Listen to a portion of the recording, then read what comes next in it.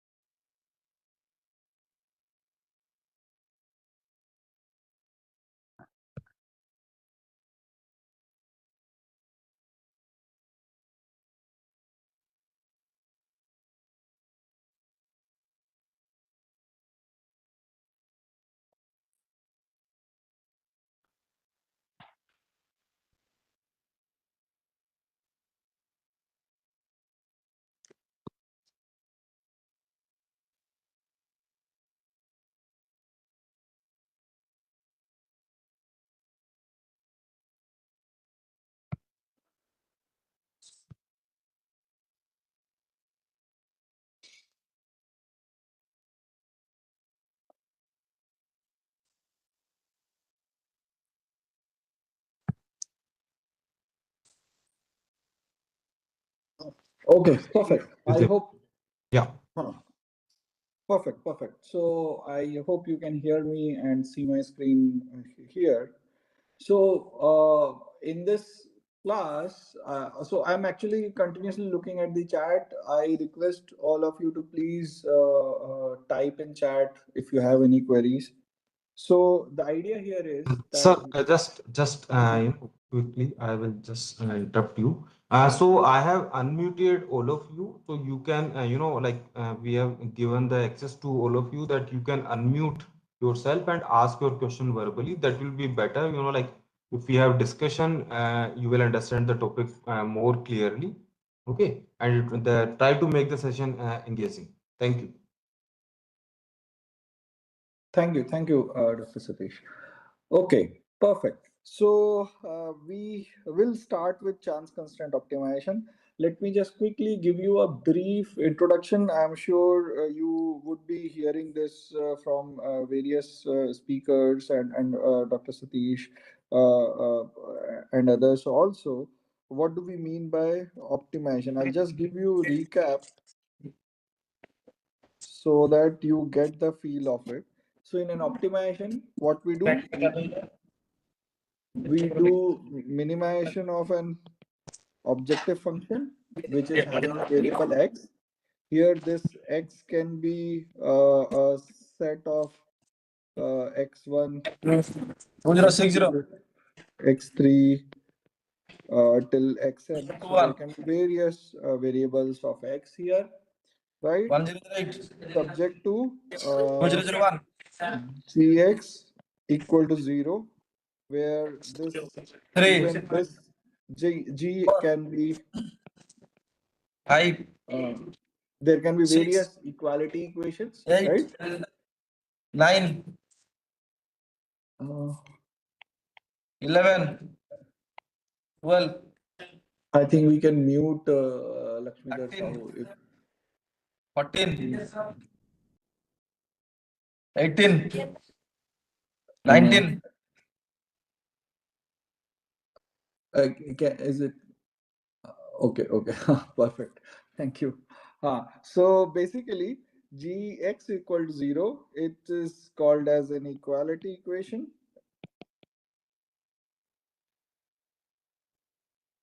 and then you have hix less than equal to 0 for all I, and this is known as inequality equation, right? And we can have some lower limit and upper limit for the variables. So it will be lower and upper bounds of the equation. So this is the general form of an optimization model. Here, this can be of linear programming. I think you have already seen this before. So when I say linear programming, your objective function, your constraints, everything is linear. I gave you a session on nonlinear optimization where where either any of these objective function or an equality equation or an inequality equation or in combination of these, they can be non-linear, right? Non-linear can be either quadratic, cubic, exponential, logarithmic. All these can come under the trigonometric. All these can come under the non-linear optimization, right? And there is if let's say you have any binary variable or an integer variable, we called it as mixed integer programming problem. So it can be a mixed integer linear programming or mixed integer non-linear programming, depending on the type of problem, right? Because all these categorization are important so that we can easily decide what solver to be used, what method to be applied, right? So again, I have already told you before, and I'm sure you know from linear programming also, that for solving linear programming method, which algorithm do we use? Anyone can say here?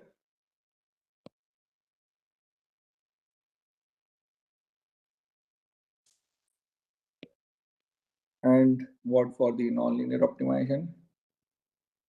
Good. Uh, so good, Yangadatta. So basically, for linear programming, we use simplex methods, and there are various type of simplex methods which can be used. For nonlinear method,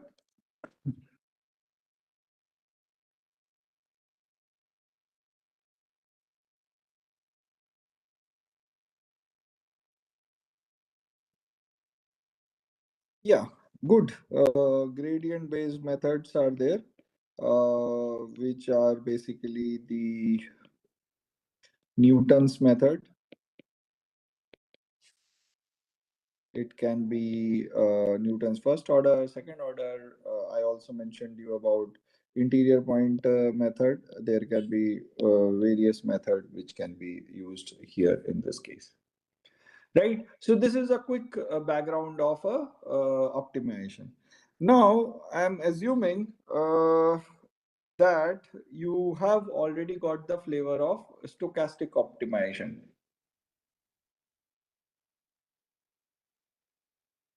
Anyone can comment whether you are aware of stochastic optimization?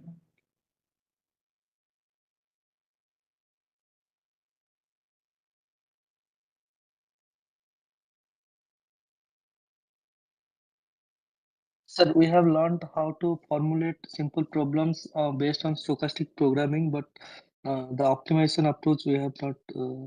No, no, it's you are right. You are right. Actually, it's a stochastic optimization. I say that does not mean that there is a different method. It is the reformulation of this optimization model where you can consider stochastic parameters. So, for example, what you mentioned, what was the?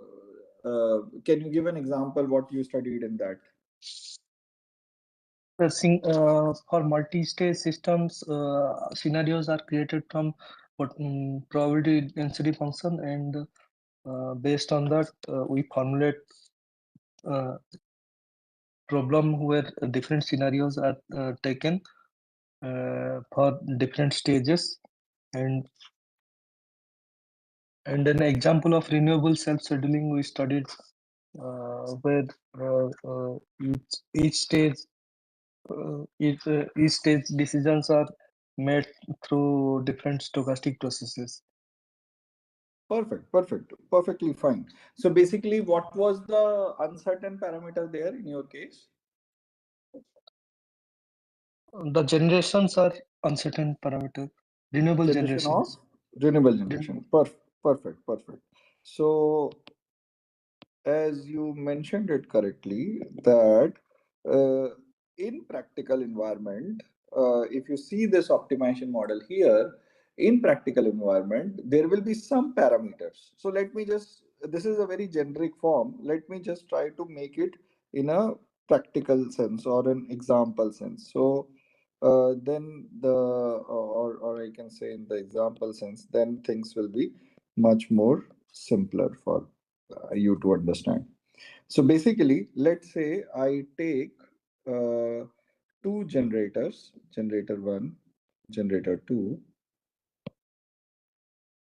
and they are providing the generation to the load, which is having, let's say, a load value of D, right? Now, I'm assuming that both the generators have a some cost function C1, and this generator is having a cost function of C2, right? Now, if I have to write the optimization model for this, how will I write it? I will have to do minimization of C1, and let's assume this generator generates P1, this generates P2, and the demand is D.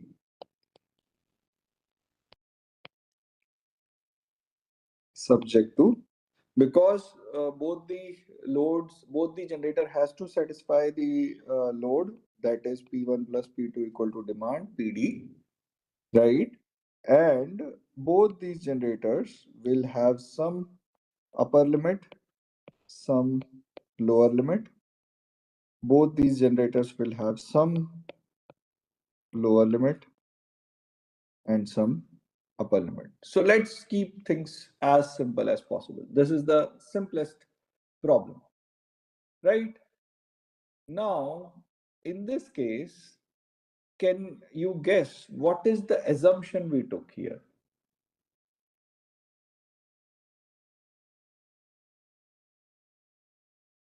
Losses are negligible. Okay, no. I mean, do not go outside this. In this same optimization model, we assumed there's one constant. What is that constant? Demand is constant. Yes, yes. So we It is not assumed, fluctuating. this demand is constant and it is not fluctuating. Perfect. Now, in the practical environment, assume that because these generators are mechanical machines, right? And when I say mechanical machines, we cannot tell the generator to generate, let's say, 100 megawatt just now, instantly. For example, let's say you are driving a car, you cannot ask the car to run at 100 kilometer per hour instantly. You have to give some time to ramp up. It will slowly go to 0 to 10, 10 to 20 kilometer per hour, then 30, then 40, then 50, then 70, then 80, then 90, then 100. It will have its own ramp up time. It will go in gradual sense, right? Similarly, these generators are also having their own ramp up time. We cannot ask these generators, these being a mechanical machine, to immediately start generating a 100 megawatt value or a 200 megawatt value, right? We cannot do that.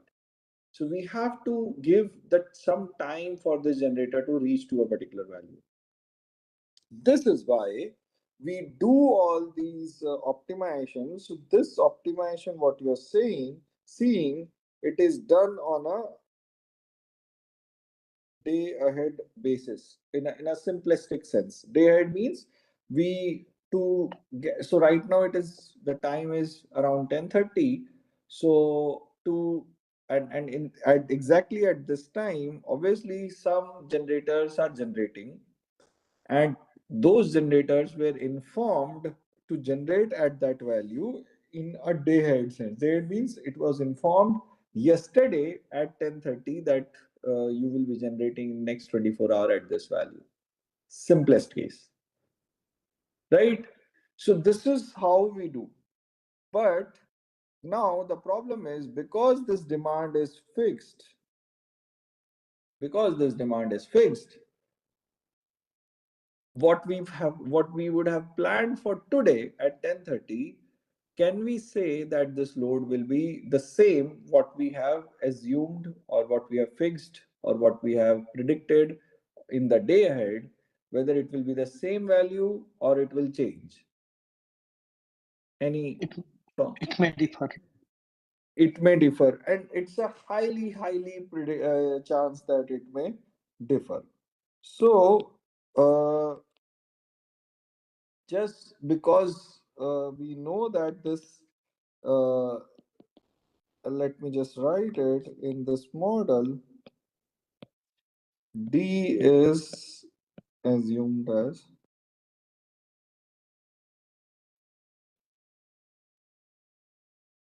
constant. So, and whereas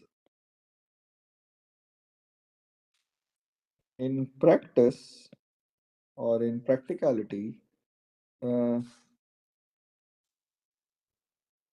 this D will be different at the actual time of delivery, right? Obviously it will be different. We cannot predict it for sure. So for this cases, what you have studied is to solve this situation. One you studied already is stochastic methods, right? I'm sure you know that. I'm assuming that you may be knowing about the probability distribution function, and from that probability distribution function, this demand, you will be modeling this demand in a probability distribution function, and then you will be creating different scenarios, and for all that scenarios, I'll just keep on writing it here so that, you'll create a probability distribution function of demand. From that you will create various scenarios, right? And from these scenarios you will try to satisfy the variables. Variables means here our variables are P1 and P2 to uh, uh, to match or to basically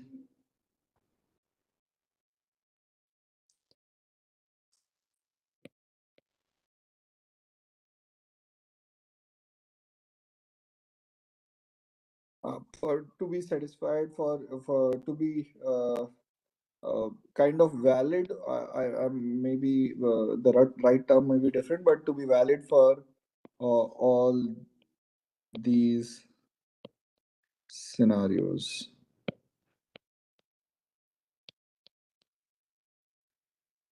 Right. So that's what you do. And basically, I'm assuming that you know that. So you take some sort of average of all the solutions.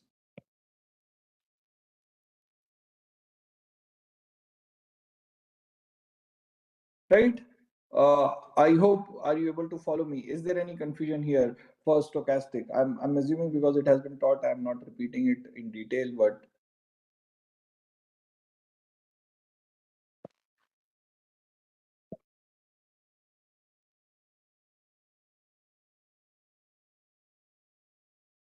okay, let me just go ahead. Please stop me if you have any confusion. Okay, now what happens in, so this is the stochastic one.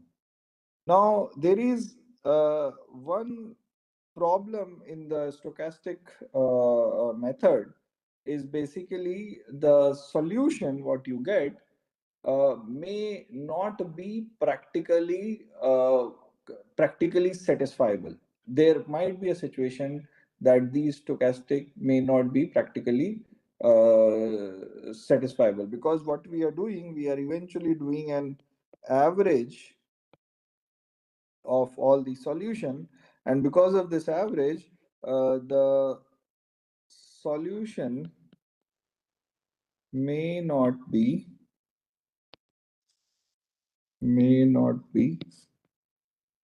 uh,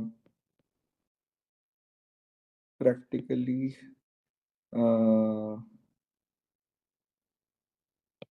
there are methods or there are models which can do this also, but there can be a situation where these solutions are not practically implementable, right? So that could be one of the issues. For this, therefore, we go to the chance constraint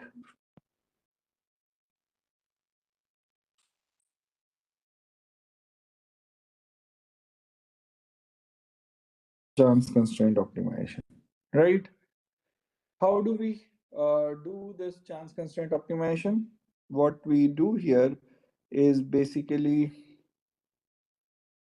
I'll just first I'll write the model and then explain what it is. So it is basically again the minimization of uh, uh, f x comma u, where x is the dependent variable. I'll tell all the details. U is the uh, and also wait,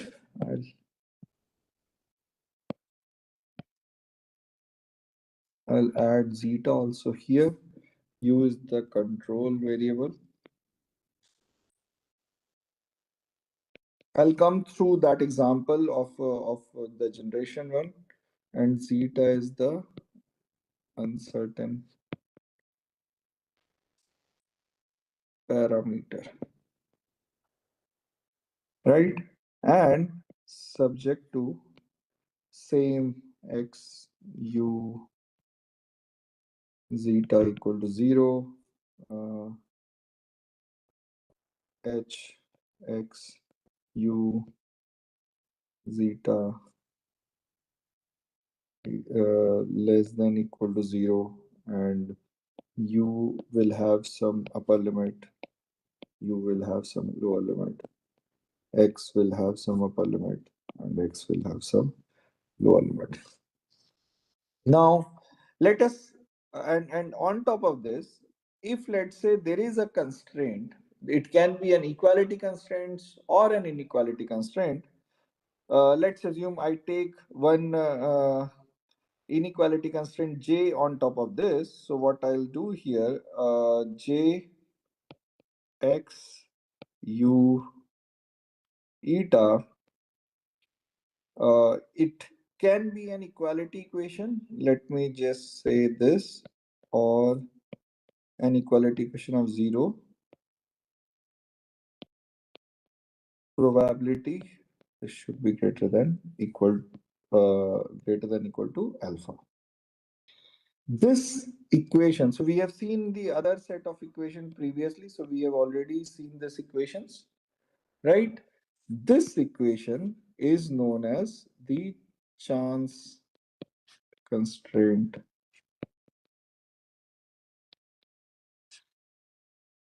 equation,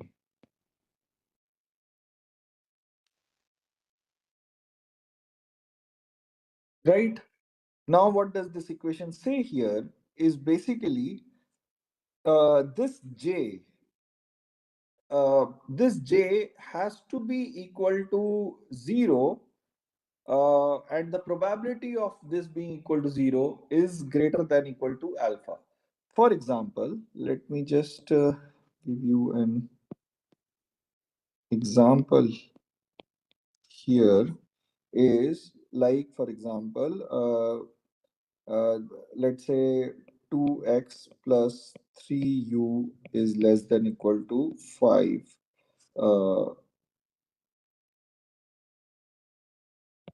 eta I, right? And I say this as probability is greater than equal to 0.9. Let's say, so here what I did, alpha I kept it 0.9. What do I mean here is that, so this eta I is having the PDF, probability distribution function, and this eta we have created, I is basically telling you about the scenarios. For basically I scenarios, let's say if I keep the scenarios as 1000, and what I say here is that this x and u should be in such a parameter, should be such a value that this equation is satisfied for among these thousand cases. It is valid for point, because I have taken alpha as 0.9, so it should be valid for 900 cases, or this equation should satisfy 900 scenarios. We can get rid of 100 scenarios. We are okay, we are comfortable to not satisfy this equation for 100 times, but for 900 times you should satisfy this equation. So that is the meaning of this equation, right? And this equation is telling you the chance. Okay, so chance means, when I say zero point 0.9, so that means there is a 900 times chance or 90% chance that this equation will be satisfied. There is 10% chance that this equation will not be satisfied. You can write in both the ways. It is just the mathematical rearrangement. How do you want to write it?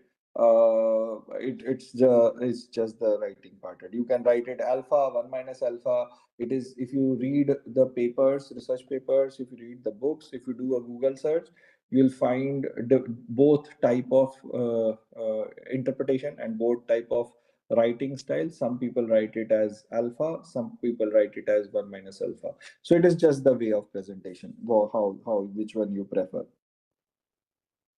Okay, so now the catch is how to write. So this probability or this chance constant equation, it is having this probability function. Now, how to interpret or how to write this equation in the normal form, because there is no command as such in any of the tools you choose for solving an optimization problem. None of the tools have this writing of this probability in the direct sense. We have to do some rearrangement. Let's say I'll give you an example of the same example what we did previously, that there was G1, G2, and there is a load D, right? And I say this as P1, P2, C1, C2, right? Keeping things very simple. Now, because these generators, both are the generators, because these are the mechanical machines, right? So they will both have their own ramp limit, right? I'm introducing another term here, is basically the ramp limit. What does this mean here is that these generators can only ramp up. So basically, if let's say at this moment, at this time, if they are generating PT, so at the next time interval, at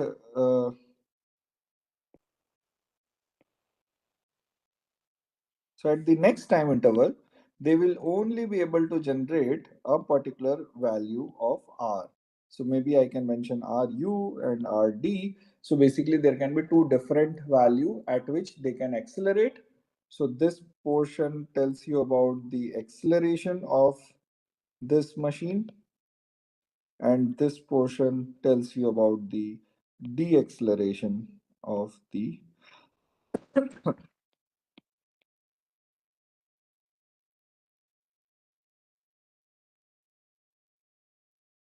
the acceleration of the machine. Right? Any query so far?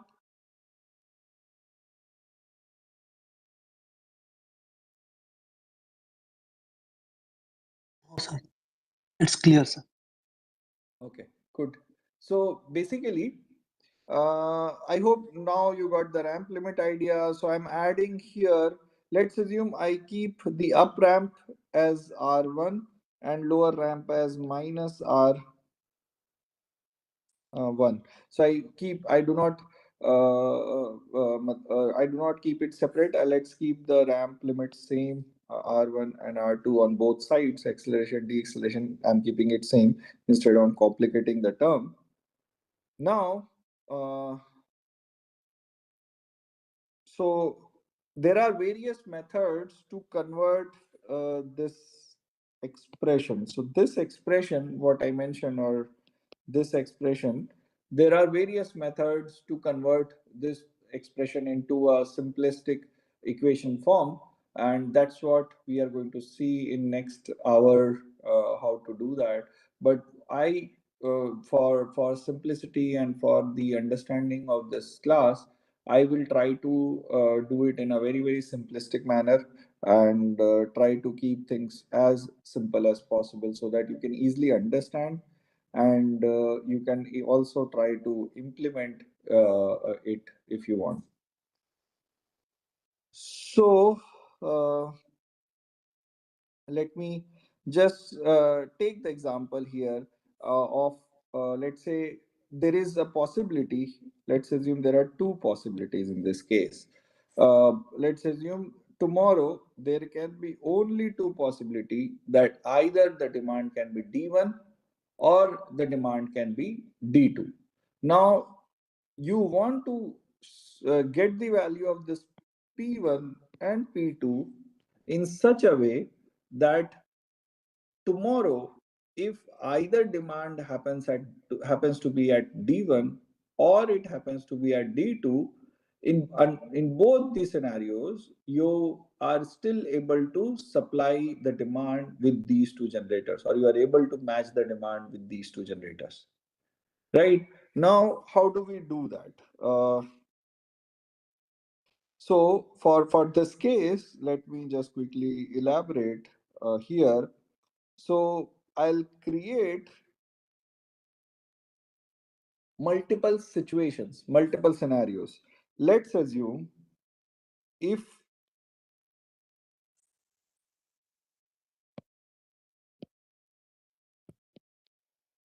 the demand is D1, then let's assume I call the variable as PD1 and P2D1. Right? If the demand is D2, I call the variable as PD2 and P2D2. Right? I create multiple variables corresponding to under these situations. So basically, what I'm trying to say here, if you remember that I mentioned X, U, and eta. So these, so when I say D1, D2, that means these are representing my zeta. These D1, D2 variables are actually representing my X. Now, what will be my U? U will be my U will be basically P1 and P2. They will remain the same. U1 will remain the same, P1 and P2. Now, just imagine or just see this, that only for the two scenarios, I have just considered two scenarios, that is D1 and D2. For these two scenarios, we have to replicate all the variables into 2 plus 1 times. Basically, 2 is the number of scenarios. So basically, you created 2 times of all the variables plus 1, which is nothing but your control variable. So I can tell this that this is the control variable, and these are your dependent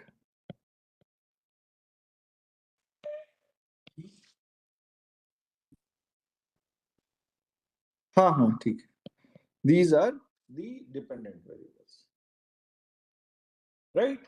So these are the dependent variables, these are the control variables, and the eta is the uncertain parameter, right? Now question is how to frame this optimization model such that it satisfies the chance constraint. Now how to do that? Let's assume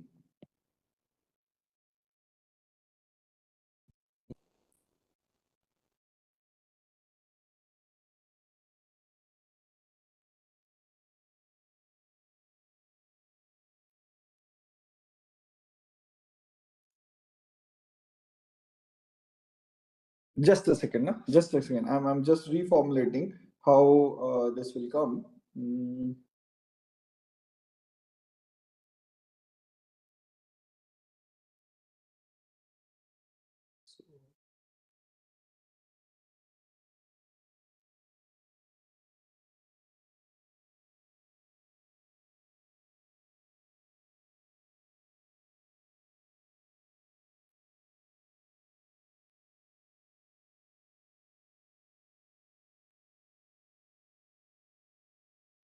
ठीक है, got it, got it, got it, got it.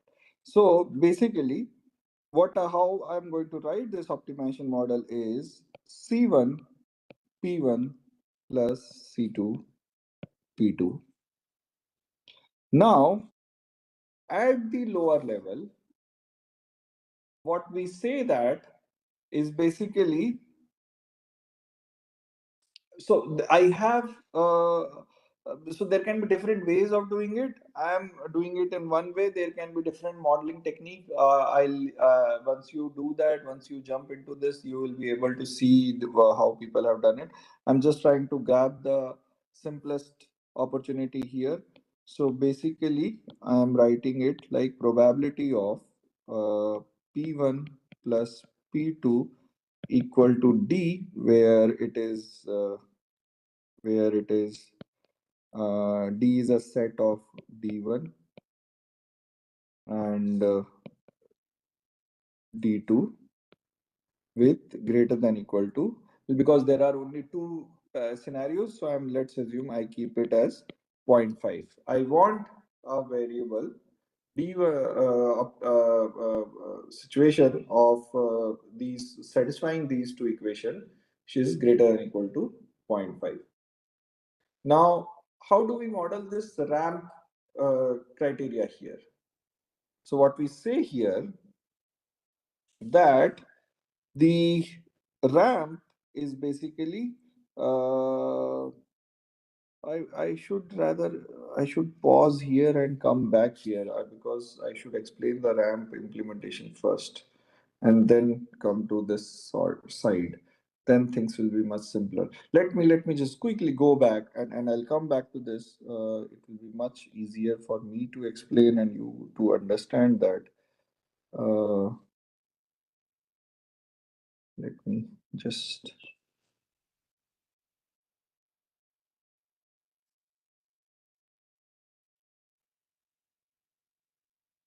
Okay, so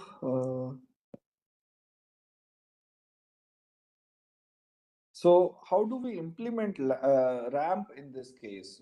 That is again also important because here we are implementing this ramp in terms of a time constant. If you see here, I have added this ramp based on the time criteria, right? So basically, if let's say there are two time intervals, we ramp the generation at within these time intervals. So for example, if I write the optimization model of this, it will look like,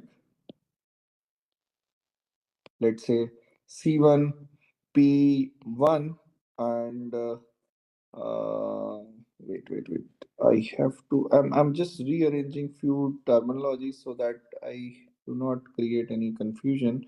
So I add t at the superscript, not at the lower script. And at the lower, it is basically pi, whatever is the ith generator, right? So basically p1 plus c1, because let's assume I just take two time intervals, right? So I only assume t equal to 1 and 2, not more than that. So p1 at second time interval plus c2 p2 at the first time interval, c2 p2 at the second time interval. So we want to minimize the cost at all the time intervals. Now here this will be satisfying p11, the first hour generation, and let's assume d1 and d2 are the two different time interval equation. So let me just do this here, and then p1 plus p2 is equal to d2 at the second interval, and you will have p1 less than equal to p1 max, and p2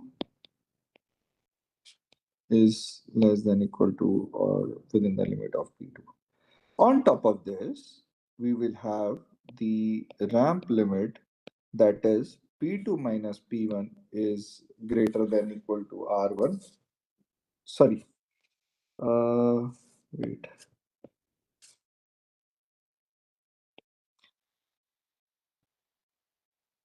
So basically what I want to say here from this equation is that the generation at second time interval and the generation at the first time interval, they are bounded by a ramp limit, which is R1. So for example, I can say, let's say a generator can maximum ramp up between t equal to 2 and t equal to 1. Let's assume maximum ramp is of 50 megawatt. So what I can say here, that the generator at the second time interval is limited by 50. So let's assume if it is at this moment it is generating, let's say 10 megawatt, at max this at this interval it can generate 60, not more than that, right? Let's say if it is generating 40 megawatt, here it max it can go to 90 megawatt, right? So this is the limitation of ramp, and this is happening between two time interval. And when I say time intervals, it can be an hourly time interval, sub hourly time interval, anything can happen. It can be hourly, sub hourly, 15-minute, 30-minute. It depends on how you model this expression. So some people in research model it in 15-minute. In US it is 5 minutes. Some may model it as hourly interval, some may model it as 30-minute interval. It depends on what the way you have chosen to model this expression, right? And there will be again another equation of minus r1, which is on the lower side.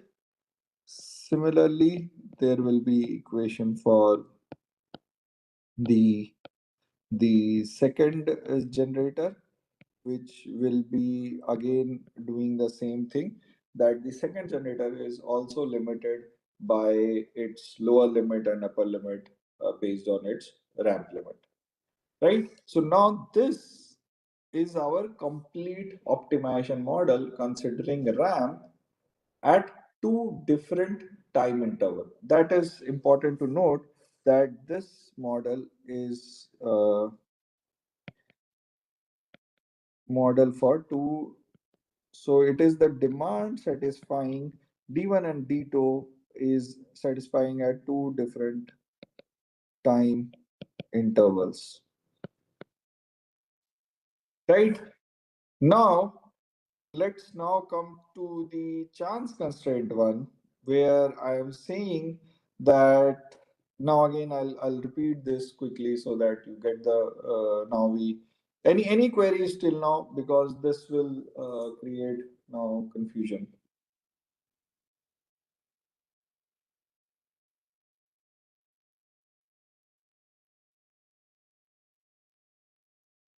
Sir, I have one query, but sir, we Yes, discussed. please. Sir, it is entirely different to this. Actually, I was thinking about optimal power flow, and I studied one paper yesterday. It was about means AC power flow is. Oh, can we discuss this?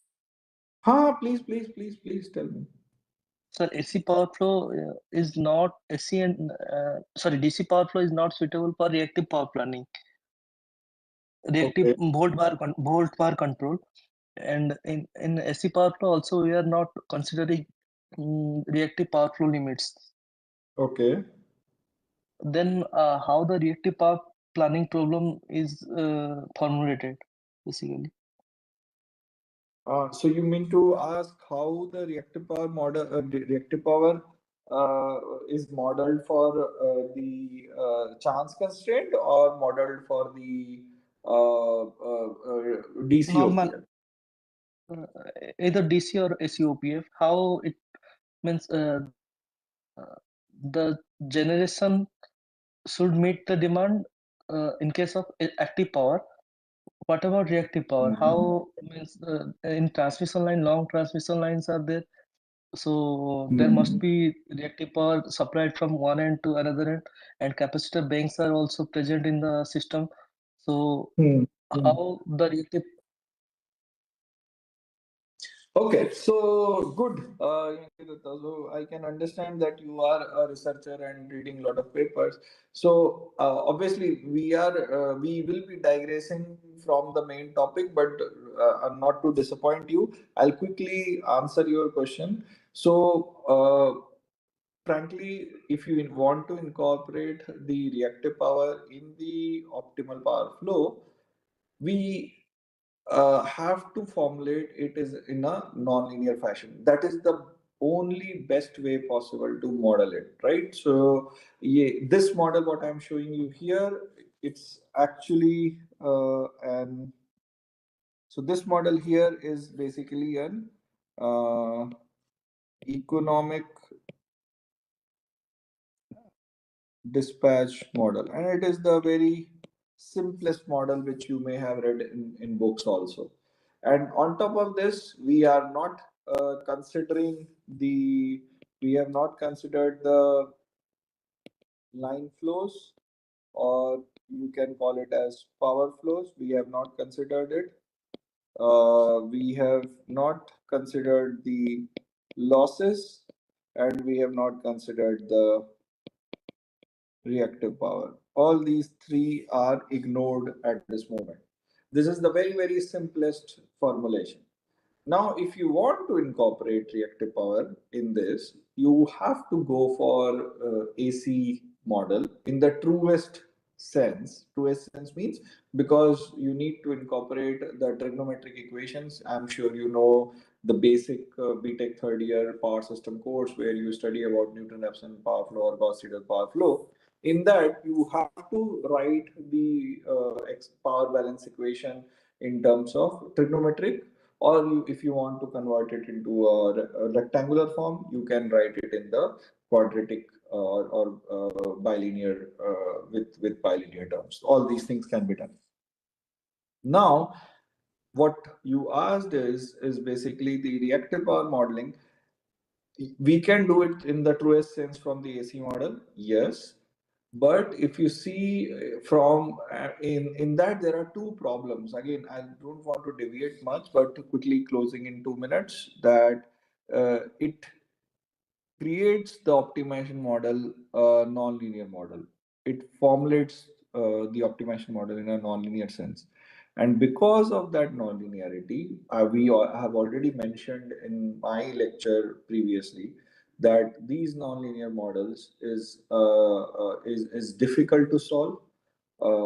It will have multiple solutions, multiple local optima points, and once you have local optima points, especially in terms of economics, it is a questionable thing because let's say, for example, one solution says that I'll get 10 rupees, you will get 100 rupees, and the another solution says that I'll get 100 rupees and you will get 10 rupees, and both the solutions are optimal solution. Then which one to decide? Which one? And let's assume overall objective function is same in both the cases. Then it is a very difficult situation for an economist or for government, for regulatory bodies, for a system operator point of view. It's a very difficult thing to say that for the same objective function value, you are getting multiple solutions.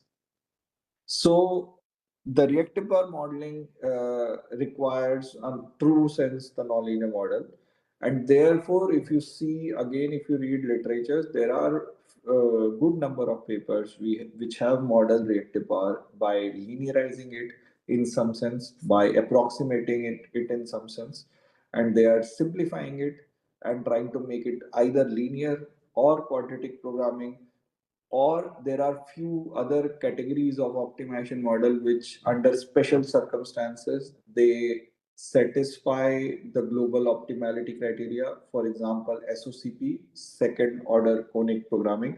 Again, I'm deviating, I know, and SOCP, second order conic programming, also gives a global optimal solution if it is converging. And there is a SDP, semi-definite programming, that is another concept. If you are able to formulate your optimization model in the SDP form, you will still be able to get the global optimal solution. So overall catch for the reactive power modeling is how you model that expression. In this, I hope, Yangirata, any questions? So I'll come back to this thing, this topic. Yes, sir. It is clear, sir. Got it, right? Yes, So sir.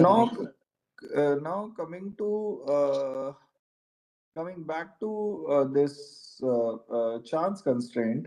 So I'm not going.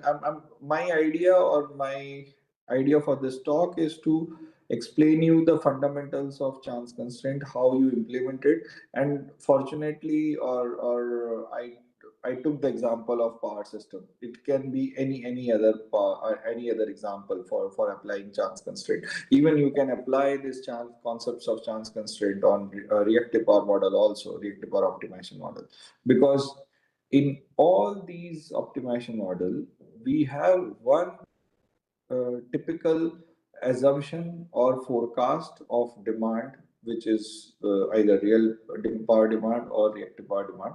We assume that that is fixed, and this happens in transportation problem. This happens in raw material manufacturing problem. All the job scheduling problems.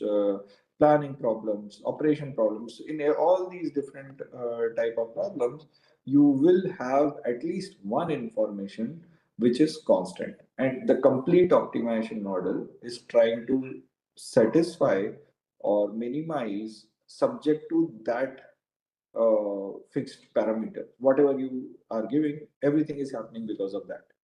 For example, here D1 and D2 is fixed, so therefore all this optimization model will try to minimize the generation cost such that these two demands are satisfied at both the time intervals.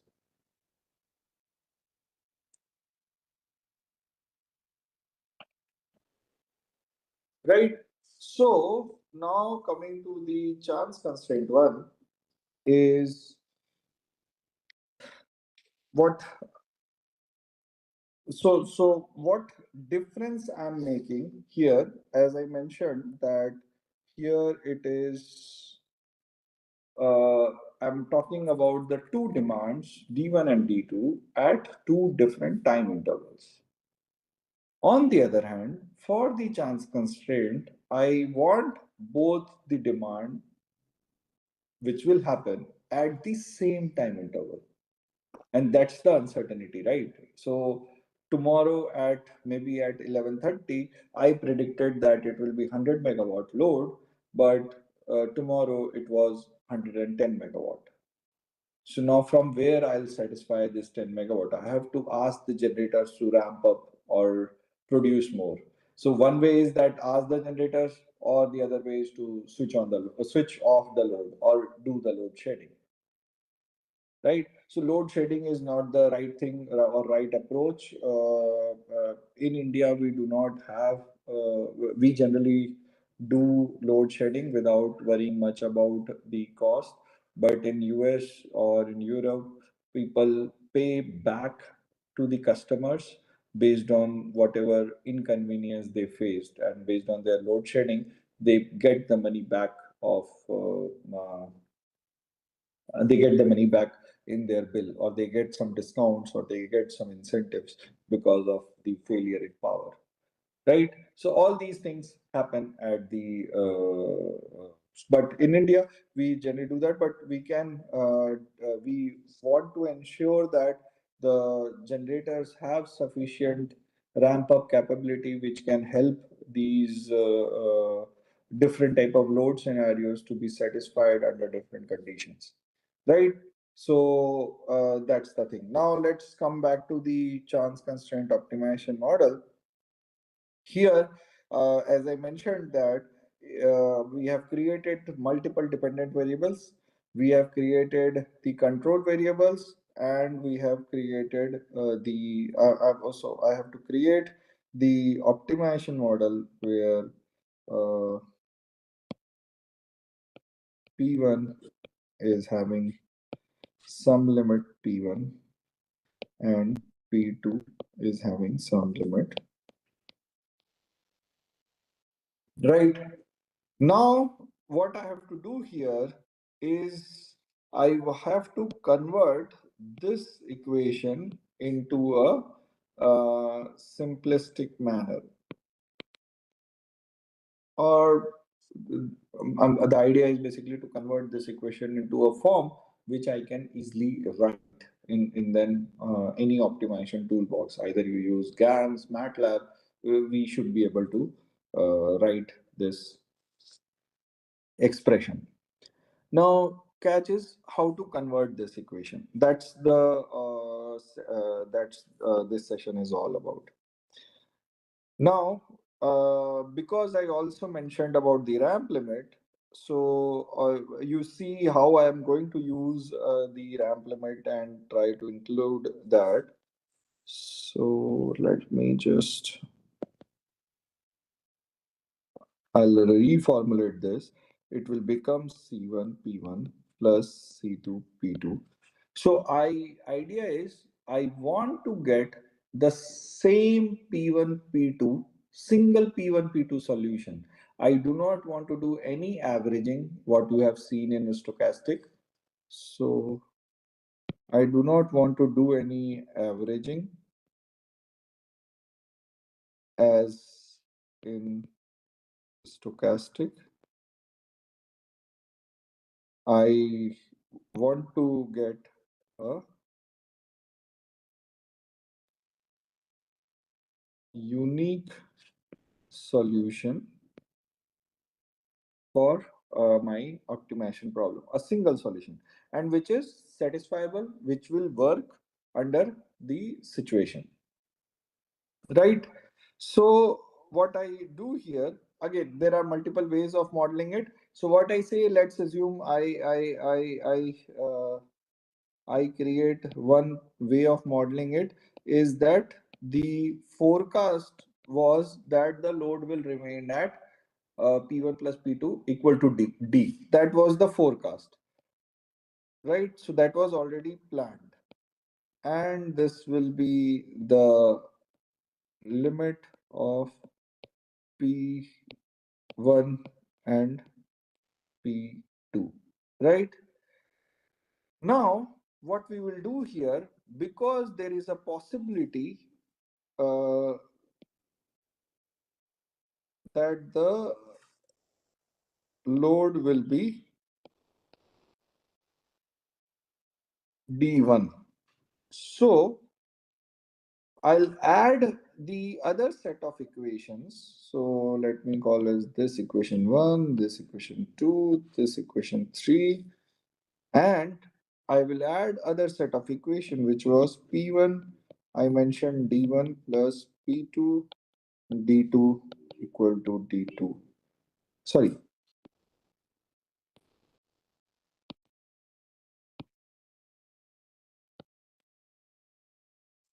right? And you also have P1, D1 because it is the same generator, right? So it will have its own uh, lower and upper limit, right? So this is equation 4, equation 5, equation 6. Is it okay or do we need any further equation?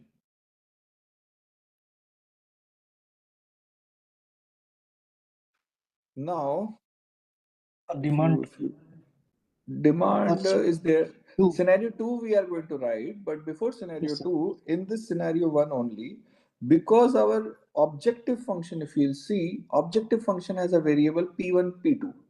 In the objective function, we do not have these variables. We do not have P1, D1 and P2, D2 or P2, D1. We do not have these variables, right? These are the dependent variables. Now, to satisfy this equation, what we will do here is that P1, D1 minus P1, I'm just, because it's a plus minus thing, so I can write it in absolute sense. I will add one more equation, which is P1 D1 minus P1 in the absolute sense should be less than equal to RAM. So what I say here is basically uh, if the load was expected to be 100 megawatt, that is capital D. So I'm assuming that capital D was 100 megawatt, but D1, or it is also expected that the load in real time can go maximum up to 110 megawatt. So what I'm saying here is that this change in demand D1 can be taken care by the generator. So in this short notice, so this will also I'll apply the same equation for.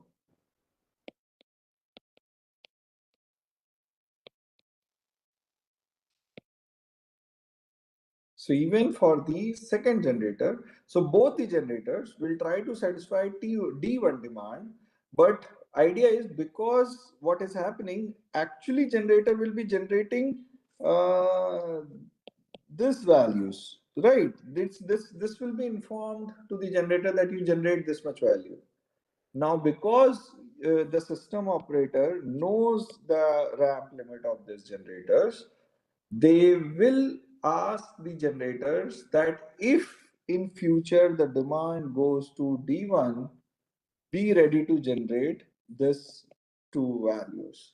And obviously, the generator will only be able to generate this value when they are well within their ramp limits. If these ramp limits are violating, obviously they will not be able to anyway generate, right? So it will be of no use.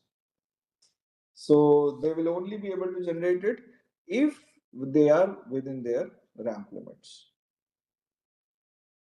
right? Yes, So sir. this is one thing. I will add this same set of equations for, let me just uh, for the sake of completing it, let me do this. Sir, optimization problem means economic load dispatch along with ramp constraint need to be solved with stochastic programming. No, no, right now we are not doing stochastic. In the stochastic, basically, if this would have been a stochastic one, you would be adding in the objective function multiple scenarios for P1 and P2. There will be multiple scenario variables. All these variables will be satisfying the scenario situations, and you would be taking the average of it at the end based on dividing the number of scenarios, right? Here we That. here we are taking two different demands. like demands having 0.5 probability, right? I'll come to this 0.5 probability later on, because first I need to uh, set up the idea how we can visualize this situation, and then I'll come to, because for adding a probability we need to add a binary variable. I'll come to that soon, Okay, soon, soon. okay, sir. Just hold for a while. I'll come to that. So here. Again, because it is the same generator, so they will have the same limits. So it is basically 10, it is 11, and then because we have to, so here all observe that again, because the generator is generating at P1, it will be asked to check, or the system operator will check whether if the demand is uh, actually goes to D2, the generators can ramp up quickly and generate P1 D2. Right? So equation 12, 13, and 7 and 8, they are all talking about the same thing. They are actually generating P1 and P2, right? And from that P1 and P2, they are jumping to P1 D1 and P2 D1, or P1 D2 or P2 D2, depending on whatever is the load. So I hope it is now clear to you.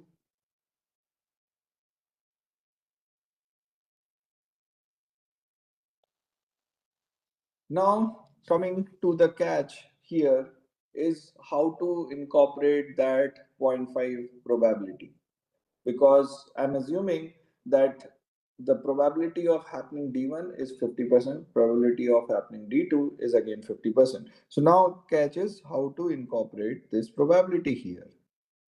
So how we rearrange these equations, it's just the rearrange of this equation.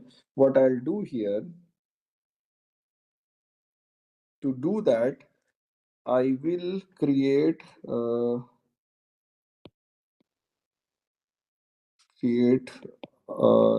new binary variable. Let's assume b I, and this I is corresponding to for all I belongs to scenarios. So here our I is nothing but D1 and D2, right? So for all scenarios, I'll create BI. What I will do here is basically mm,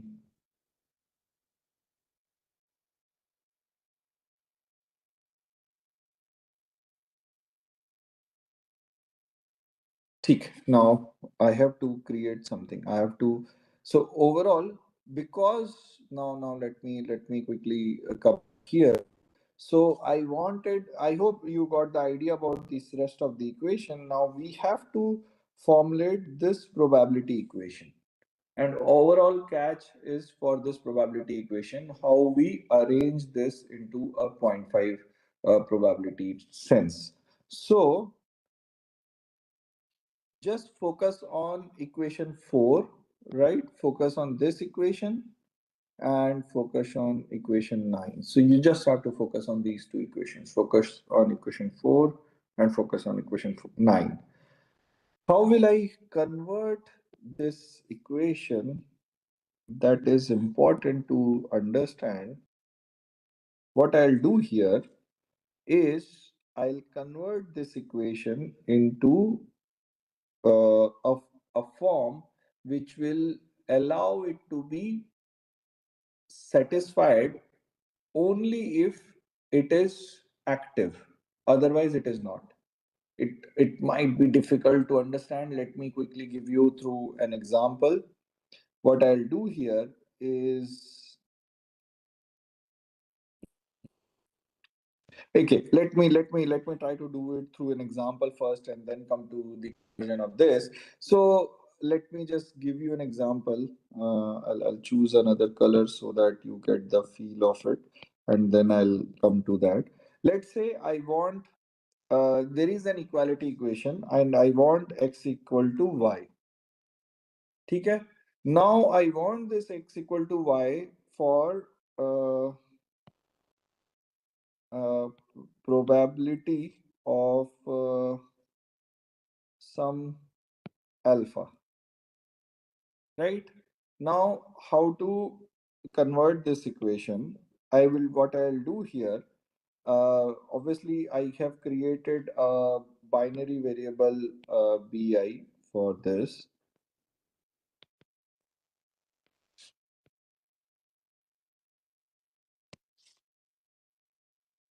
So what I'll do here, x minus y less than equal to, I'll use big M 1 minus b I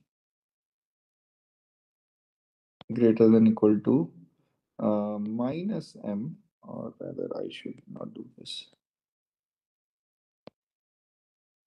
minus m 1 minus b I. So observe this. If let's say bi is equal to 1, then what will happen if bi and here, okay, let me just quickly, before jumping directly to this, here m is a large number. It's a very large number, right? So the idea is, if bi is equal to 1, then then not then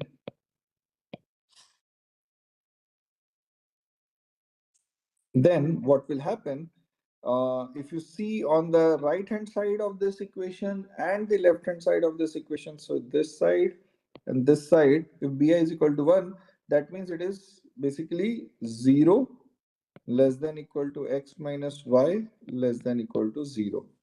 If I rearrange this, it will become x minus y is equal to 0, or I can say x equal to y, right? And if bi is equal to 0, then what will happen is this equation will become minus m less than equal to x minus y less than equal to m. This means that if let's say if there is two possibility here, right? So if you see on the right hand side, this side, it will be x less than equal to m plus y. So basically x can take any value, it has no way related to y. Or if I see the LHS left hand side, then x mm, is greater than equal to minus m plus y. So again, from these 2 points, there is no relation between x and y. They can take any value uh, among these expressions. I hope this trick is clear to you.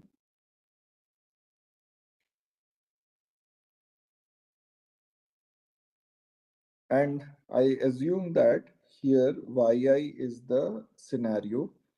Here, let me just do this. I'll come to this later on. Here,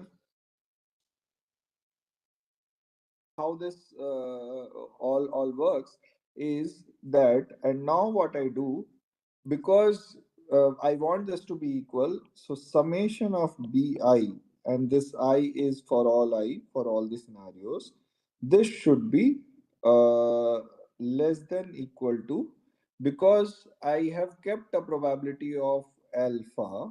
So what I'll do is basically alpha is nothing but the total number of mm, alpha into the total number of scenarios. So let's say n is the total number of scenarios and alpha. So basically, this bi should be sorry, not less than, it should be greater than equal to alpha into n.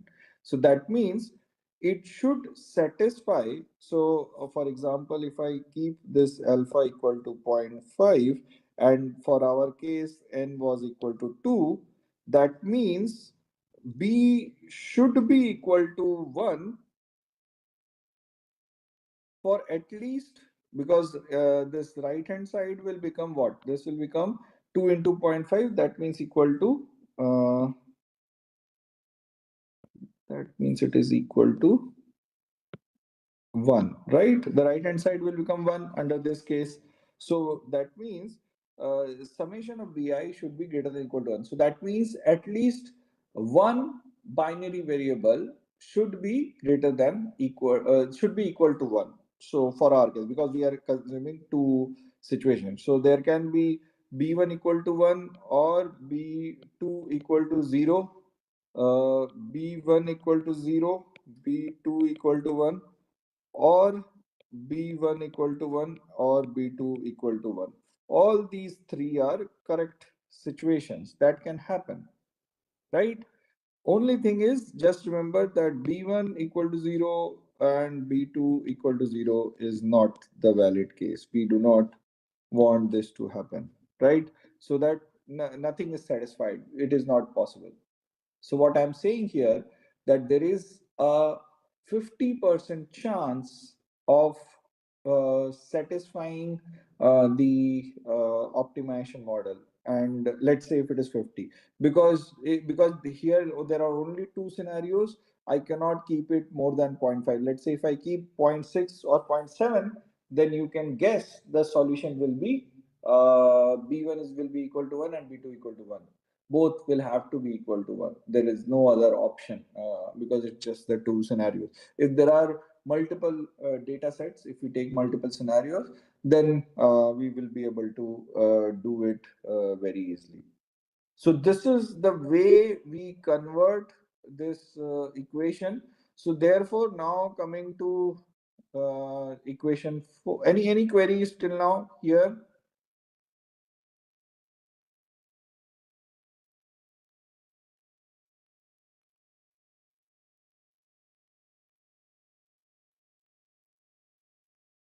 I'll just take a pause of a minute.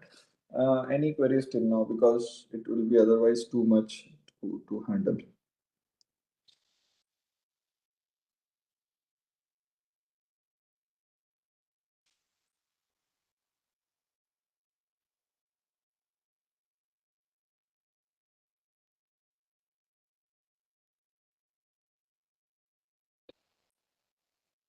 Sir, why the constants are means the constants x minus yi is less than m into 1 plus 1 minus bi?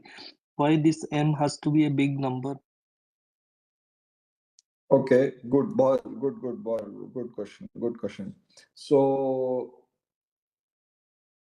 let me give you this answer through a quick example, and it will be easier to understand.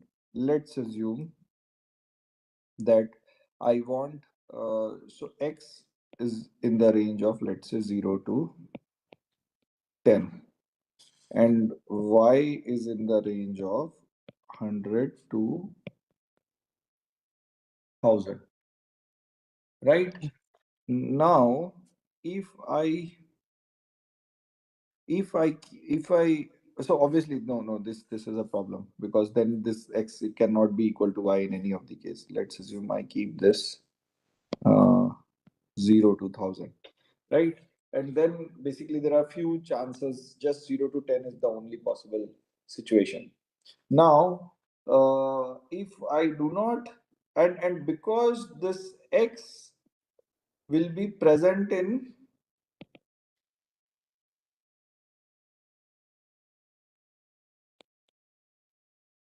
so this x will also be present in other set of equality and inequality equations. Similarly, these y will also be present in another, because I'm writing it in a very generic sense. That is why it is all problem is happening or this confusion is coming. So y is a parameter which is affecting different set of equality and inequality equations.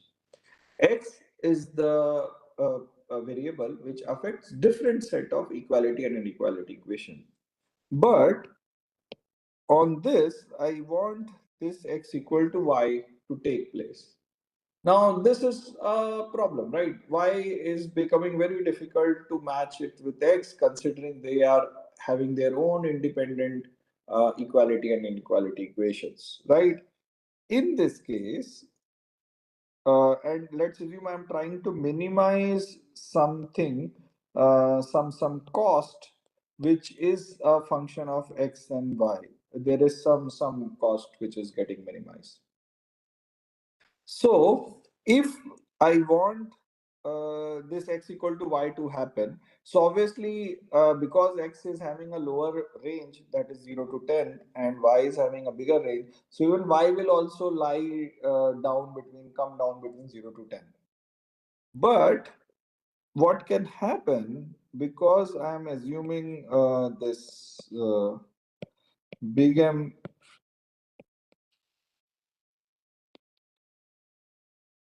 thing here, what will happen? Let's say this binary variable is kind of enforcing this to be equal or not to be equal. So there can be a situation where if this equation is able to be satisfied, that means the optimization model is able to satisfy this equation, that is x minus y is equal to 0, or that is x equal to y, then this b will become 1.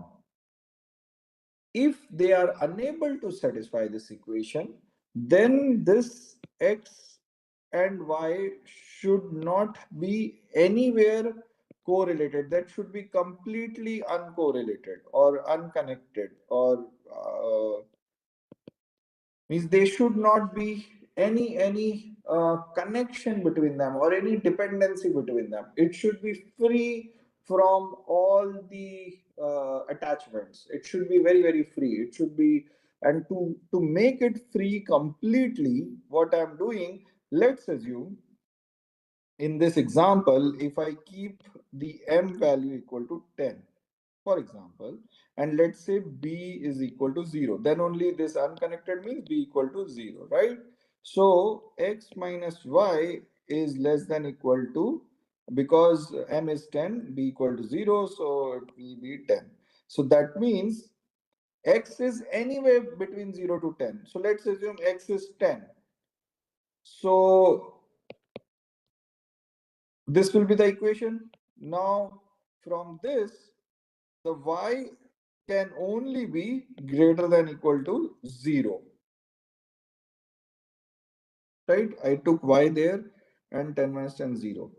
Right? Here, so this is from this side. So this is from this side. Now, let's say I go on this side and see what is happening on this side. So this is minus 10 greater than equal to x minus y. This will give me, let's assume I'm taking x to be the maximum value. So minus 10 less than equal to 10 minus y. This gives me y as less than equal to, it will go here, 20. So you see here that eventually, based on this equation, you are getting the range of y as 0 to 20. And this is no way connected, because you want x, because once the b becomes equal to 0, that means this equation is anyway not satisfied, x equal to y. And when this is not satisfied, we want x to take any value between 0 and 10. I do not want it to get limited or restricted because of some parameter, that is n, which is introduced by the user, or which is introduced by the optimization modeler or the person who is doing optimization. So I do not want it to get restricted.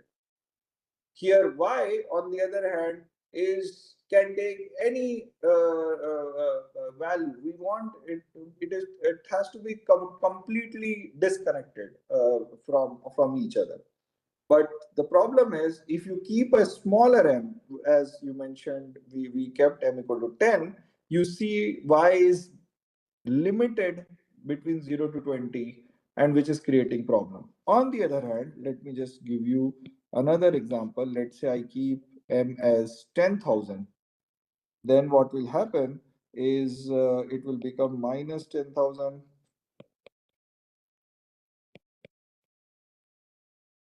right? And let's assume, if I assume x equal to 10, because that's the maximum value of x, I'll get y in the range of, I'm taking 10, right? So this will be, y will be greater than equal to, uh, y will be greater than equal to minus, so x might 9990, and greater than less than equal to 9990, right? So, and anyway, what was the natural range of y? What is the true sense? It was 0 to 1000, right? So see, anyway, this constraint is anyway you are writing. So this constraint is naturally coming from the optimization model, which is kind of disconnecting. It disconnects x with y. I hope you got the idea of it and the reason why we want m to be a bigger value. Yes, sir. Thank you, sir. Okay. Good. So now we are doing good here. We tried to understand the concept of big M. We tried to understand the concept of this probability. And now let me come back to equation 4 here. So we have to do two things here. Now, because the original probability was this equation, so we have to convert this equation into the similar form. So we want them to be satisfied for few percentage of time. So what we will do here on the similar lines, now I hope all of you can easily guess the concept.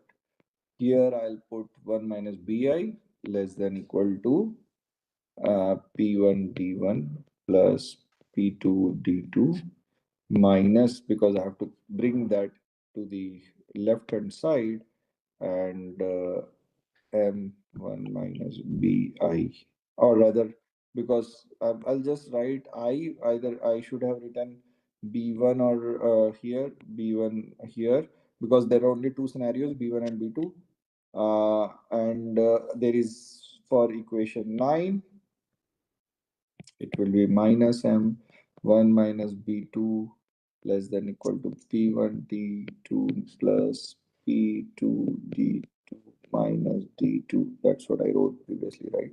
Ah, okay, that's what I do. So it's d1, and here less than equal to m1 minus b2, right? And on top of this, I'll add one more equation, which is your 14th equation, that is b1 plus b2 should be greater than equal to, because alpha was 0.5 and there are only two scenarios, that means 1. So this is your 14th equation. So what will happen here, that now you see what is, now let us analyze this. So this has become a very big optimization problem. So you need to observe few things. One is the solution what you will get is naturally satisfying the forecasted demand. So I'll keep on writing here, and observations. Let me just write the observations here. One, the control variables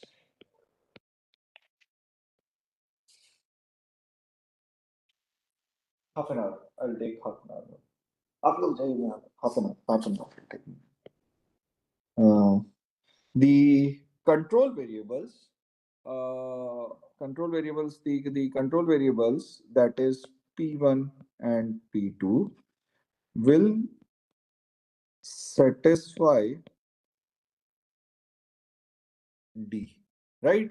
That is one main observation from here, right? It will satisfy D and subject to uh, uh, such that the costs are minimum, right? From the control variables point of view. What else? What more observation we can make out of it? So also now, because these equality equations are uh,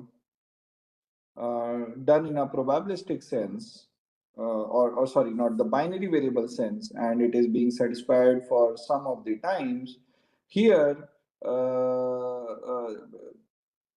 so even if the system is running at P1 and P2, the demand will be satisfied irrespective.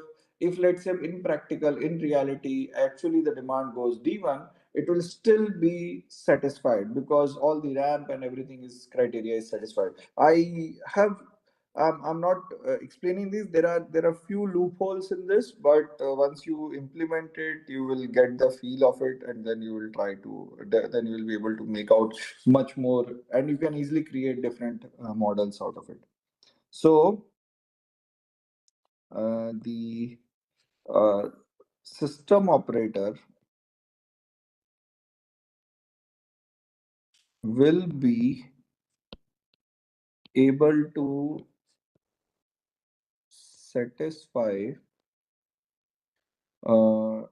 D1 and D2 in reality or in during the actual time of delivery. I should write that only. During the actual time of delivery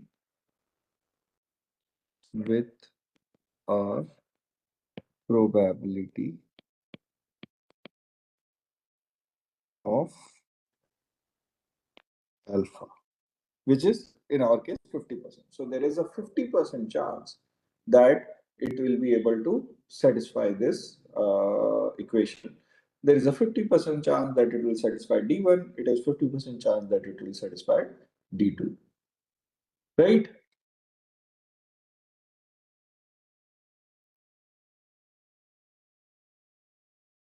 Any query?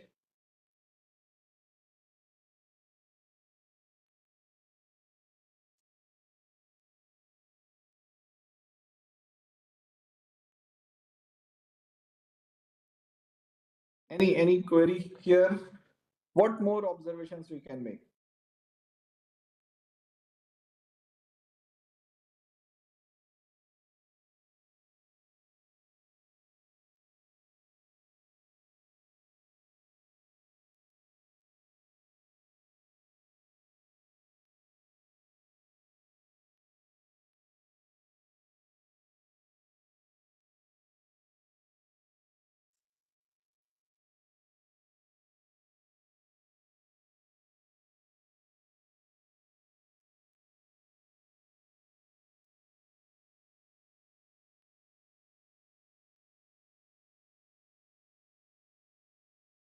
Anyone? What more observations we can make here?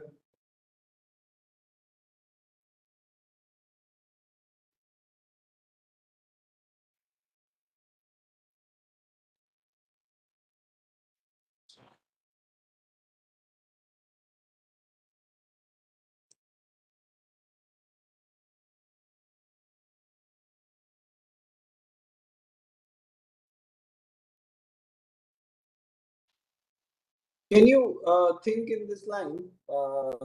Maybe I'll just give an option or opportunity to all to think here. Can you think about the cost when actually D1 and D2 will be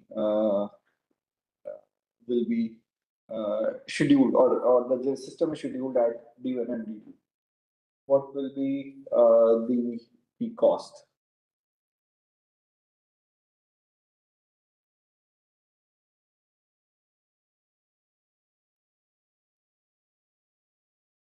A Lagrange value associated with the P1 D2 plus P2 D2 equal to D2 for scenario 2, and P1 D1 plus P2 D1 equal to D2 for scenario 1. So you want to do average billing of it?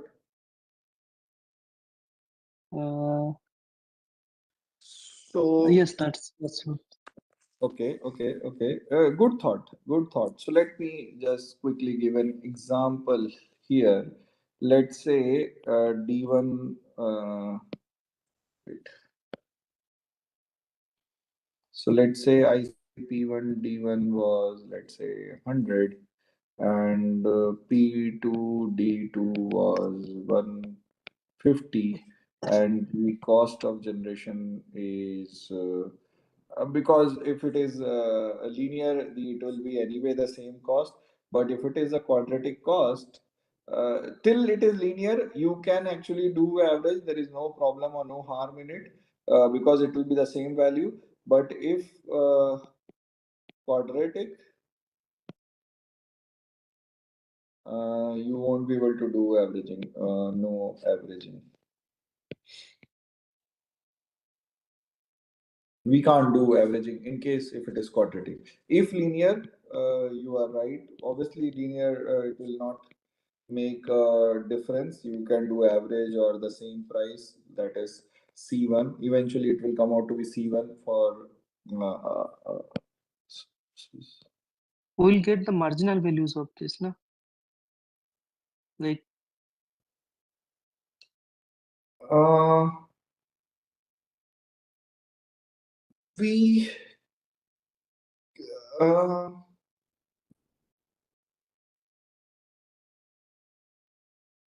No, I was not talking in terms of the marginal values. I was talking about the cost compared to the P1 D1 or P1 P2 D2 or P1 P2 D1. The idea was what I'm trying to explain here.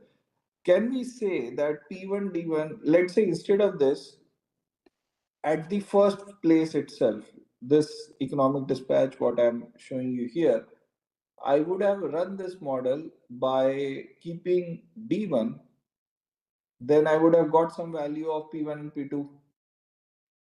If I yes, run the same model by keeping D2, I'll get some values of P1 and P2, right? yes. Now, the question is the solution what I'll get by keeping D1 in this economic dispatch, and the solution what I'll get by keeping D2 in this optimization model. Basically, I'm trying to get a solution for P1 and P2. Will that solution be same as the solution you will get here for P1 D1 and P2 D1 in case the demand is D1, and or P1 D2 P2 D2 where the demand is D2? Yes, it will be same, but with ramp constraints not violating. Mm, it's very tricky.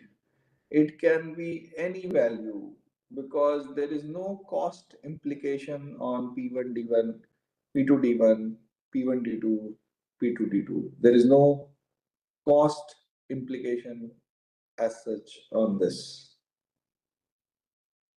Obviously, till the ramp is satisfied, it can take any value. So there are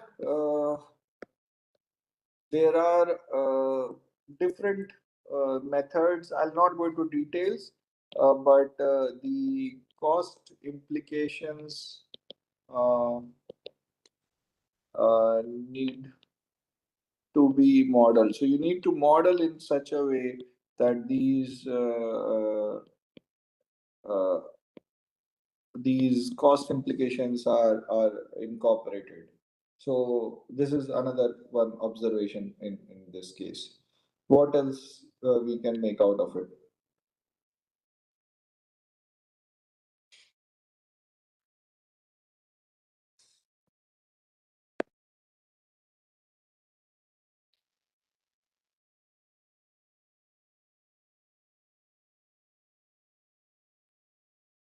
So overall, you can understand here is that the core base load or the forecasted load is actually being satisfied under this situation, and the core base load is always satisfied.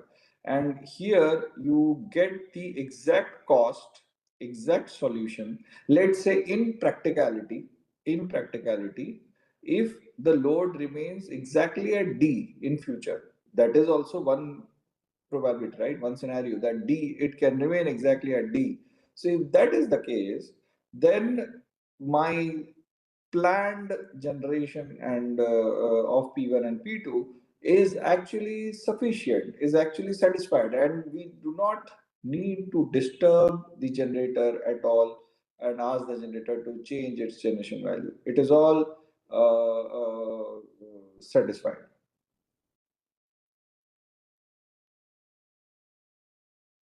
So that is the main difference between the stochastic and the chance constraint optimization model. And it is just the modeling of binary variables. So you can imagine from here the quick one observation, few more observation I can write here now, or I'll use the red color itself. So as the number of scenarios increases, the number of variables increases. On top of this, the presence of, so if you are at early research stage, or even if you have already done research, good research, I'm sure you know that the modeling or the solution of binary variables is very difficult. So the presence of binary variables, which also scales up with the the increase of uh, scenarios, it is uh, it is challenging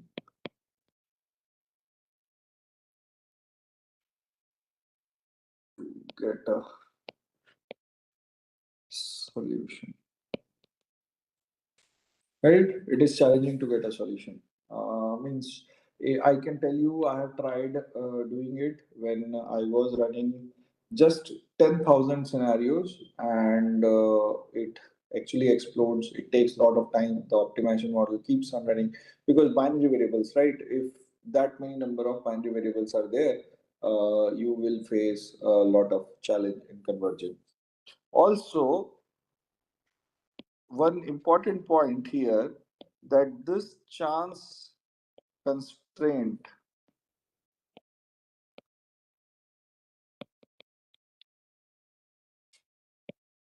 was applied only on one equation.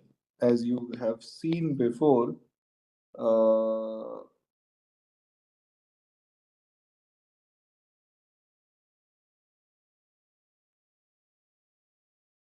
here we apply this chance constraint into just one equation, that is on the equality equation, right?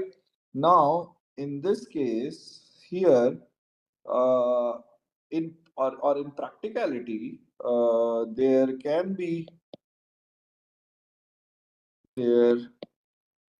can be many chance constraints in an optimization model. And obviously, you can imagine if there are many chance constraints present in an optimization model, then it will create even more difficulty in solving this optimization problem. Right? What else? So you can see here that just for two scenarios, we have to create variables, which is for each generator, we have to create two set of variables, that is two because of two scenarios, and one control variable, which is controlling everything. So basically, you can see P1, P2 is controlling because P1, P2 decides uh, uh, how much to be generated, and P1 D1 P2 D1 just ensures that, or P2 D2 P1 D2 just ensures that even if you operate at P1 P2, or that is the control variable, you will still be able to manage or satisfy the load if in case it changes in future, or in future if the price, if the demand changes, your generator will be able to manage that much load. So you do not, so the idea of this chance constraint is basically, you do not, you will get a pre understanding that the generators which are already operating are enough to operate or to manage the load uncertainty. In our case, we can add generation uncertainty, that is RE uncertainty, what some of you have mentioned in the start. So all these things can be done using this chance constraint. So right now we only have demand uncertainty I have considered. You can easily consider renewable uncertainty. All these things can be added, and all these can be modeled. So all the more you model, the more chance constraint, the more you add uncertainty, things will become even more complicated. So I think I have completed it from my side. Any other queries which you want to ask? Sir, problems with chance constraints, optimization problems with chance constraints are known as robust optimization. Is that true? No, no, Oh, no. it's different. No. Chance constraint and robust optimization are two different ball game altogether. Uh, Okay. I can say the chance constraint and stochastics modeling are kind of correlated, but chance constraint and robust and stochastics, but the robust is a different ball game altogether. So robust, quickly, because you have mentioned this, and I think I'll be explaining the robust optimization model also. If planned, I have to discuss with Professor Satish what he has planned for me. But I'll if let's say, so quickly give you an starting point for robust is basically, uh,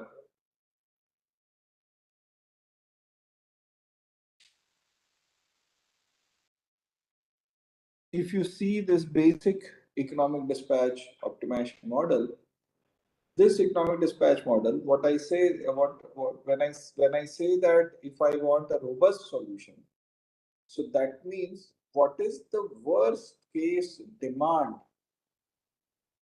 can we foresee, and under that worst case demand, we still get the minimum economic dispatch operating cost solution.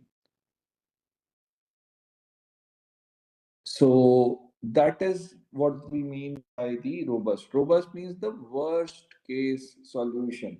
So even the situation goes worse, we will still be able to manage the generation. So it only talks about the worst case, not the and in that worst case also, the cost should be minimum. That's what is the understanding of the robust. Whereas chance constraint, it only considers the minimization of the cost at the forecasted value such that all the uncertainties are satisfied with some probability, and that probability is decided or defined by the user. User means system operator. He can give a probability of zero point 0.5, zero point 0.6, 0.7, zero point 0.8. He can say that I want a confidence level of 95%. So let's say if he says 95%, so he's okay to lose the optimality for 5% of the cases, but for the 95% of the time, he wants the solution to be satisfied and should be satisfied. So if you see here, uh, what what I have transformed the equation 4 on the right hand side. So you see D1, if let's say B1 goes 0, then there is no connection between P1 D1, P2 D1 with D1. D1 is no way connected to P1 and P2 D1, and Sir, they're free. sir, how the worst case is designed means considering this example, can you just enlighten how the worst case scenario will be considered? Like, is it if demand variable will become very high, that will be the worst case, or Yes, yes. Actually, we model it in that way. So again, if I go into that, it will again create a new. But quickly, as you have asked, so we try to solve it as a maximum problem. Right now, if you see in the objective function, it is only minimization of P1 and cost function of P1 and P2.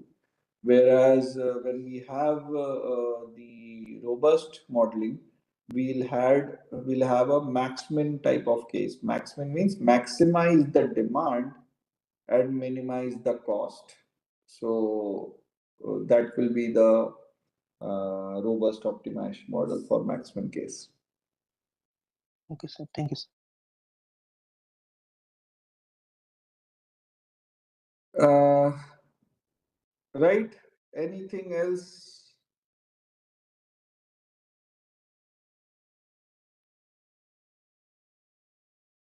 So from the EICT team, is it fine, or because I don't think I have, did I complete 2 hours of recording, because that is the criteria, right? Or The timing is till 12:15, sir. 1:15 or 12. 1:50? Scheduled time is from 10:15 to 12:15. Okay, okay. So it's a 3 minutes are remaining. That's what you're saying. Okay, okay, okay. So yeah, ma'am. So for frankly, there's nothing I can add here. But if you have any questions, anyone from the audience, I can see there are 13 people. 13 people are there. So if you have any question, please do ask so that so we let me just see from here what I all if I can add for your better understanding. Hmm.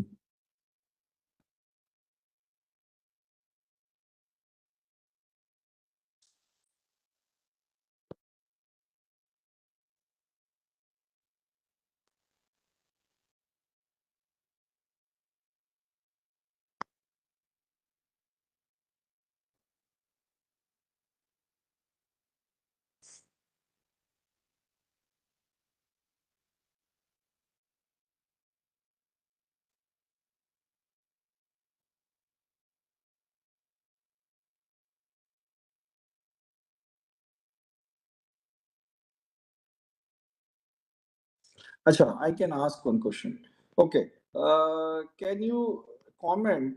Let me just write here. Okay, good. That's a good idea. So, can you comment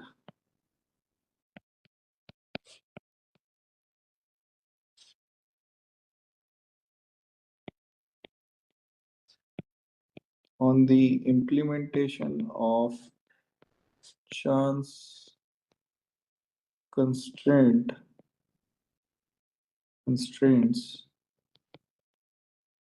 on equality and equality equations?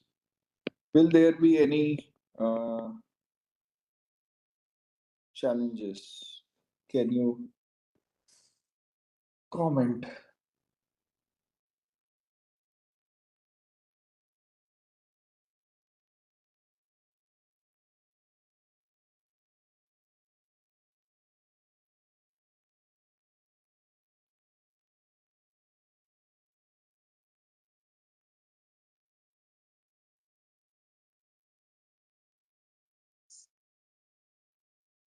So if we solve one optimal problem, the equality constant needs to be met. I think probability of that would be less than one, because there will be certain tolerance, and finding the global optimal is very difficult and computationally expensive. But inequality constant, probability of meeting an inequality constant would be equal to one, because there will be the tolerance will be met. Basically, that is how we can start with the probability of meeting constants of inequality as well as equality. Hmm. You are for equality, yes, you are right. For equality, it is very difficult to give a very high probability because I'll also have for equality, it is difficult to give high probabilities. Uh, uh, for inequality, I can understand what from where you are coming, from where your thought is coming, and you are saying that we can give one. But frankly, there can be a situation we cannot give one. Means from the practicality point of view, Practical point of view, yes, sir. There there will be can bounds. there can be a demand situation which will be or very there can be a parameter which can be very very difficult where inequality be satisfied. For example, you were mentioning about reactive power, right? So, for Yes, example, for reactive power, there is a voltage limit, and voltage limit is directly affected by the reactive power. Now, yes, imagine that for different demand scenarios, there can be a demand scenario where we want the voltage to be within the zero point 0.9 and 1.1 range of per unit, and there will be it will be very difficult to maintain that for a particular demand. That's possible, right? So there can be a situation where demand is very high, and if the demand goes high, the voltage goes low, and voltage can be lower than uh, for zero point 0.9, right? So generally it is not difficult because obviously it's an inequality, it can easily be managed, but it is we cannot still give equal to one. It has to be also rather less than one probability, right? I hope you got the idea. yes, sir. Perfect, perfect. Anyone else?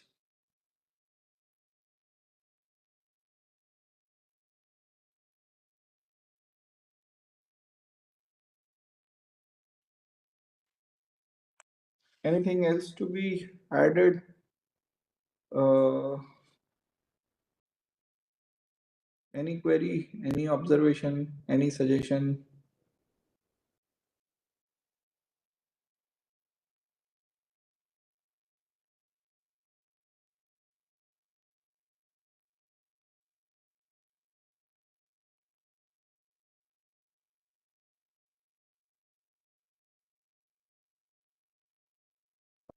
Then I think we can stop now. If there is no more questions. EICT team, is it okay to stop now or everything is fine? Everything is fine, sir. Okay, perfect. Thank you so much, everyone. Let's hope we connect in future. And please drop me a message on, maybe you can drop me an email, or please feel free to do that.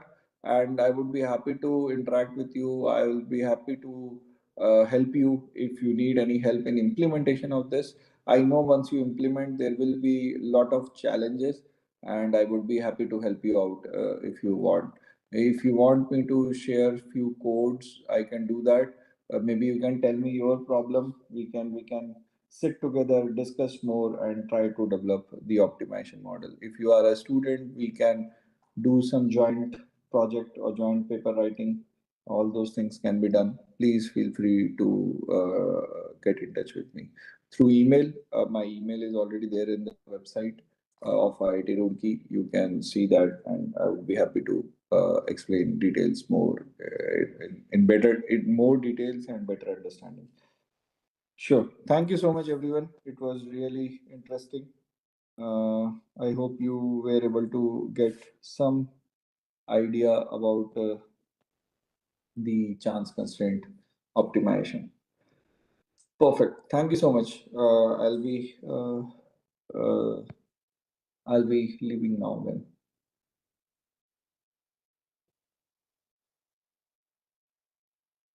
EICT team, is it okay? Shall I leave now? Yes, sir. Okay. Thank you. Thank you.